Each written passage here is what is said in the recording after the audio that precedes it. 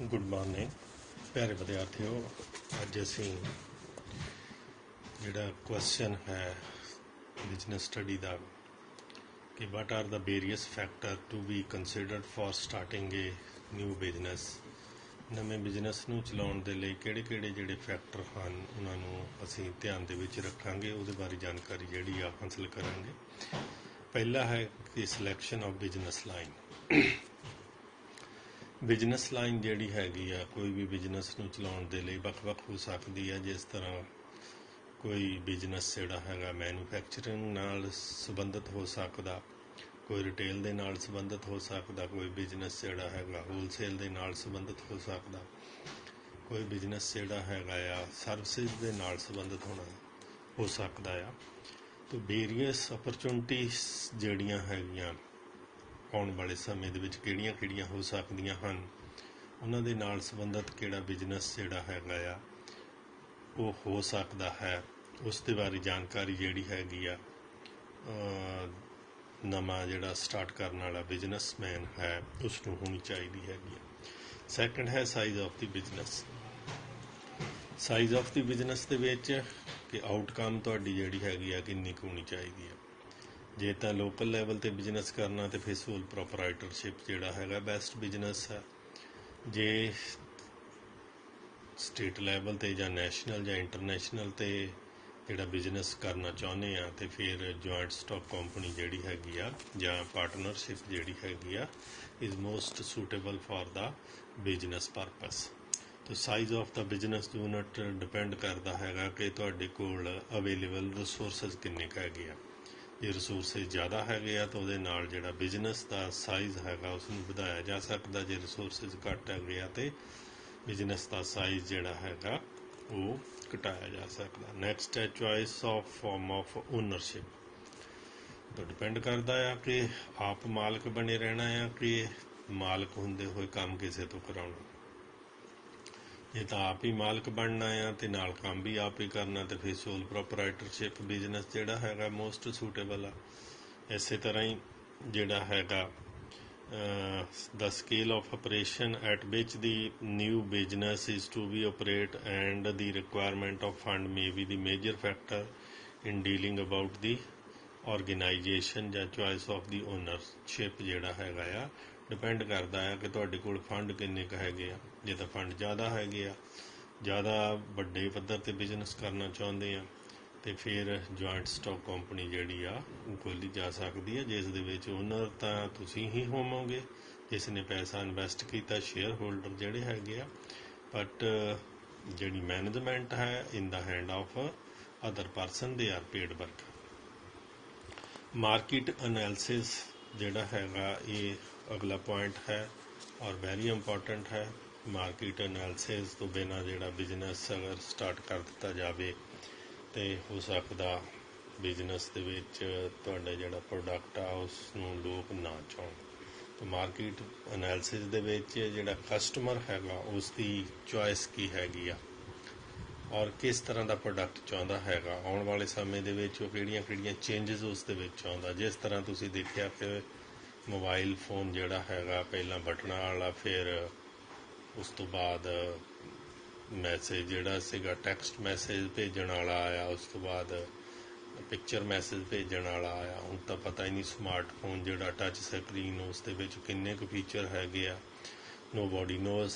तो बहुत सारियां चीज़ां जिहड़ियां आ इस स्मार्टफोन दे विच आ गईयां। तो डिपेंड करता है कि लोगों की चॉइस की हैगी आ, की चाहुंदे हैगे आ। जिन्ना चिकर मार्केट एनालिसिस नहीं किया जाता हो सकदा तुहाडा प्रोडक्ट जिहड़ा हैगा आ उसनूं पसंद ना किया जाए तो तुहाडा बिजनेस जिहड़ा फेल हो जाए। इस करके मार्केट एनालिसिस मस्ट है। नैक्सट फाइनैंसिंग प्रपोजिशनस।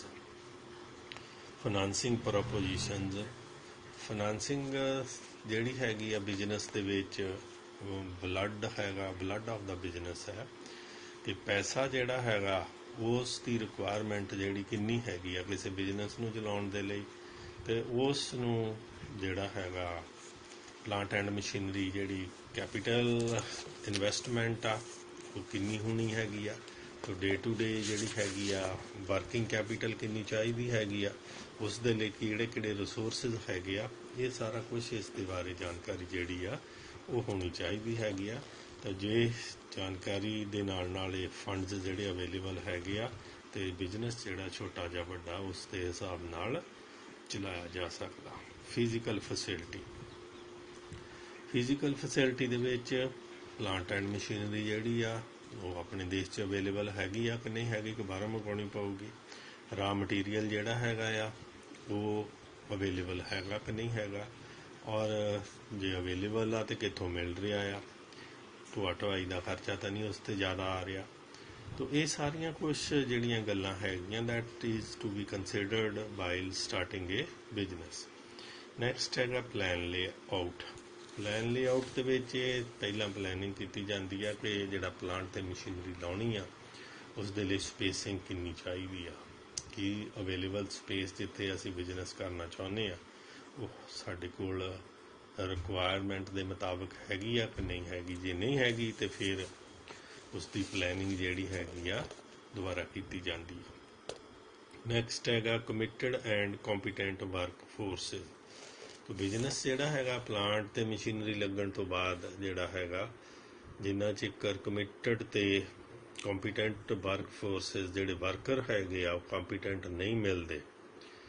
ਵਰਕਰ ਕਿੱਦਾਂ ਦੇ ਚਾਹੀਦੇ ਆ, ਉਹਨਾਂ ਦੀ ਟ੍ਰੇਨਿੰਗ ਕਿੱਦਾਂ ਦੀ ਹੋਣੀ ਚਾਹੀਦੀ ਆ, ਕੀ ਉਹ ਟ੍ਰੇਨਡ ਆ ਜਾਂ ਫਿਰ ਅਨਟ੍ਰੇਨਡ ਆ। ਜੇ ਅਨਟ੍ਰੇਨਡ ਆ ਤਾਂ ਉਹਨਾਂ ਦੀ ਟ੍ਰੇਨਿੰਗ ਦੇ ਲਈ ਕਿਹੜੇ ਜਿਹੜੇ ਕਦਮ ਚੁੱਕੇ ਜਾ ਸਕਦੇ ਆ।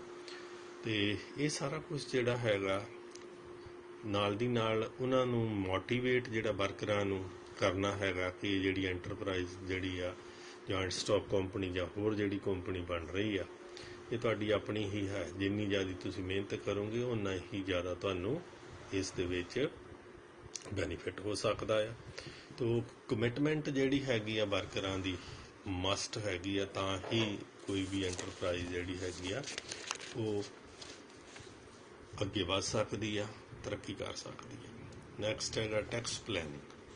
ਤੋ ਟੈਕਸ ਪਲੈਨਿੰਗ ਦੇ ਵਿੱਚ ਸਰਕਾਰ ਦੁਆਰਾ ਵੱਖ-ਵੱਖ ਤਰ੍ਹਾਂ ਦੇ ਟੈਕਸ ਜਿਹੜੇ ਹੈਗੇ ਆ, ਐਕਸਾਈਜ਼ ਡਿਊਟੀ ਹੈਗੀ ਆ ਜਾਂ ਫਿਰ ਪੈਡ ਟੈਕਸ ਆ ਜਾਂ ਹੋਰ ਅਦਰ ਟੈਕਸ ਆ। ਹੁਣ ਤਾਂ ਵੈਸੇ GST ਟੈਕਸ ਜਿਹੜਾ ਹੈਗਾ ਸਾਰਿਆਂ ਟੈਕਸਾਂ ਨੂੰ ਖਤਮ ਕਰਕੇ ਲਗਾਤਾ ਜਾਂਦਾ, ਪਰ ਫਿਰ ਵੀ ਸਾਡੇ ਦੇਸ਼ ਦੇ ਵਿੱਚ ਹਾਲੇ ਵੀ ਮਲਟੀਪਲ ਟੈਕਸ ਪ੍ਰਣਾਲੀ ਜਿਹੜੀ ਹੈਗੀ ਉਹ ਚੱਲ ਰਹੀ ਹੈਗੀ ਆ। ਤੋ ਉਸ ਦੇ ਲਈ ਜਿਹੜਾ ਟੈਕਸ ਲਾਇਬਿਲਟੀ ਨੂੰ ਜਿਹੜਾ ਵੱਖ-ਵੱਖ ਨਿਯਮ ਹੈਗੇ ਆ ਉਹਨਾਂ ਨੂੰ ਪੇ ਕਿੱਦਾਂ ਕਰਨਾ ਹੈਗਾ ਉਸ ਦੇ ਬਾਰੇ ਜਾਣਕਾਰੀ ਜਿਹੜੀ ਹੈਗੀ ਆ ਬਿਜ਼ਨਸਮੈਨ ਨੂੰ ਹੋਣੀ ਚਾਹੀਦੀ ਹੈ। ਨੈਕਸਟ ਹੈਗਾ location of the business enterprise. Location ਜਿਹੜੀ ਹੈਗੀ ਆ ਮੋਸਟ ਇੰਪੋਰਟੈਂਟ ਕਹਿ ਸਕਦੇ ਹਾਂ ਕਿ ਜਿੱਥੇ ਬਿਜ਼ਨਸ ਕੀਤਾ ਜਾਣਾ ਹੈਗਾ ਉਸ ਦੀ ਲੋਕੇਸ਼ਨ ਕਿੱਦਾਂ ਦੀ ਹੈਗੀ। ਕਈ ਵਾਰੀ ਕੀ ਹੁੰਦਾ ਕਿ ਰਿਮੋਟ ਏਰੀਆ ਦੇ ਵਿੱਚ ਜ਼ਮੀਨ ਸਸਤੀ ਮਿਲ ਜਾਂਦੀ ਆ, ਪਲਾਂਟ ਐਂਡ ਮਸ਼ੀਨਰੀ ਉੱਥੇ ਲਾ ਕੇ ਤਾਂ ਜਿਹੜਾ ਬਿਜ਼ਨਸ ਹੈਗਾ ਆ ਉਸ 'ਤੇ ਘੱਟ ਪੈਸੇ ਖਰਚ ਕੇ ਅਸੀਂ ਬਿਜ਼ਨਸ ਨੂੰ ਚਲਾਉਣਾ ਸ਼ੁਰੂ ਕਰ ਸਕਦੇ ਹਾਂ। ਪਰ ਉੱਥੇ ਜਿਹੜਾ ਰਾ ਮਟੀਰੀਅਲ ਹੈਗਾ ਆ ਉਸ ਨੂੰ ਪਹੁੰਚਾਉਣਾ it is a difficult task. Cost of ਜਿਹੜਾ ਹੈਗਾ ਰਾ ਮਟੀਰੀਅਲ ਦੀ ਪਹੁੰਚ ਉਹ ਵੱਧ ਹੋਣ ਕਰਕੇ ਹੋ ਸਕਦਾ ਉੱਥੇ ਜਿਹੜੀ ਆ ਪਾਵਰ ਜਿਹੜੀ ਤੁਹਾਨੂੰ ਪੂਰੀ ਸਪਲਾਈ ਨਾ ਮਿਲੇ, ਇਨਫੋਰਮੇਸ਼ਨ ਜਿਹੜੀ ਪੂਰੀ ਨਾ ਮਿਲੇ, ਟਰਾਂਸਪੋਰਟ ਦੀ ਫੈਸਿਲਿਟੀ ਨਾ ਮਿਲੇ। ਤੋ ਇਹ ਜਿਹੜੀਆਂ ਹੈਗੀਆਂ ਪ੍ਰੋਬਲਮਸ ਆ ਸਕਦੀਆਂ ਇਨ ਦਾ ਲੌਂਗ ਰਨ। ਤੋ ਡਿਪੈਂਡ ਕਰਦਾ ਹੈਗਾ ਕਿ ਜੇ ਅਰਬਨ ਏਰੀਏ ਦੇ ਵਿੱਚ ਸ਼ਹਿਰੀ ਖੇਤਰ ਦੇ ਵਿੱਚ ਬਿਜ਼ਨਸ ਨੂੰ ਸਟਾਰਟ ਕਰਨਾ ਤੇ ਉੱਥੇ ਜਿਹੜੀ ਕਾਸਟ ਆ ਆਫ ਇੰਸਟਾਲਿੰਗ ਬਿਜ਼ਨਸ ਨਿਊ ਬਿਜ਼ਨਸ ਉਹ ਜ਼ਿਆਦਾ ਹੋ ਸਕਦੀ ਆ, ਪਰ ਉੱਥੇ ਫੈਸਿਲਿਟੀਜ਼ ਜਿਹੜੀਆਂ ਆ ਰਾ ਮਟੀਰੀਅਲ ਦੀ ਅਵੇਲੇਬਿਲਿਟੀ ਜਾਂ ਫਿਰ ਟਰਾਂਸਪੋਰਟ ਦੀ ਫੈਸਿਲਿਟੀ ਜਾਂ ਫਿਰ ਪਾਵਰ ਦੀ ਫੈਸਿਲਿਟੀ ਜਿਹੜੀ ਹੈਗੀ ਆ ਉਹ ਵੱਧ ਹੋ ਸਕਦੀ ਹੈਗੀ as compare to the remote area. ਤਾਂ ਡਿਪੈਂਡ ਕਰਦਾ ਹੈਗਾ ਕਿ ਬਿਜ਼ਨਸ ਜਿਹੜਾ ਹੈਗਾ ਤੁਸੀਂ ਕਿੱਥੇ ਸ਼ੁਰੂ ਕਰਨਾ, ਲੋਕੇਸ਼ਨ ਉਹਦੀ ਕੀ ਹੈਗੀ ਆ।